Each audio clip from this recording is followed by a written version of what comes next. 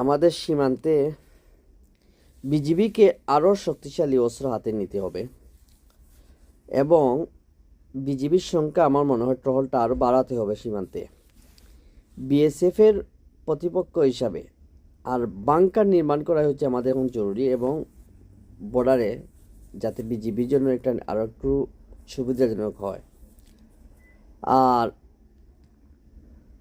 এই ভারতীয়রা যে কাজটা করছে, এদের কাজ আর দেওয়া না।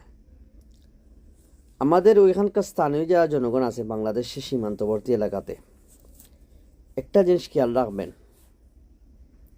আপনারা হচ্ছে গো মাংস অর্থাৎ গরুর মাংস খাওয়া জাতি, ঠিক আছে? আমরা হচ্ছে মুসলিম, গরুর মাংস গরুর মুখ খাওয়া জাতি নয়। সুতরাং গরুর মাংস খায় যে জাতি, এটা হচ্ছে বাঘের জাতি, আর ওরা হচ্ছে গরুর জাত। গরুর জাতি কখনো বাঘ খেতে পারে না যেভাবে, তেমনি ওরাও আমাদের কিছু করতে পারবে না।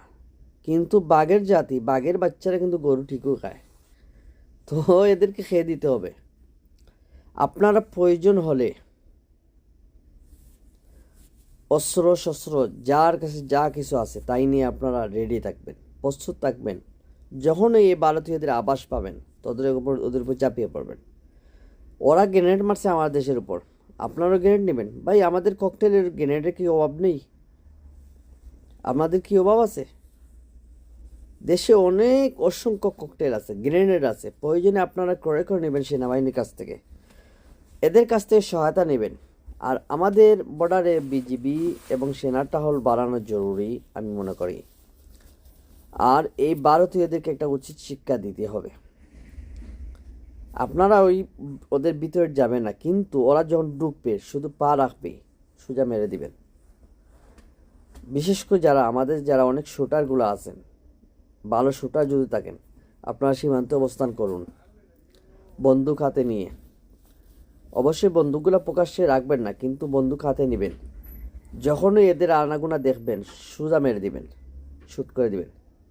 তারপরে দেখা যাবে ওরা উস্কানি দিতেছে, পায়ের উপর পা রেখে ঝগড়া বাজাতে চাইছে, তাই না? ওদের শখ হয়েছে যুদ্ধ করার বাঙালির সাথে। তো বাঙালি কি জিনিস এদেরও দেখিয়ে দেওয়া উচিত এই ভারতীয়দেরকে। এরা হচ্ছে একটা জিনিস মনে রাখবেন, এই ভারতীয়রা হচ্ছে বিতু, এরা গরুর মূত্র খাওয়া জাতি, এরা হচ্ছে বিতু। এরা আমাদের মতো ইমানদার না। আমরা মুসলমানরা মরতেও জানে, মারতেও জানে, কিন্তু ওরা এসব করতে পারবে না।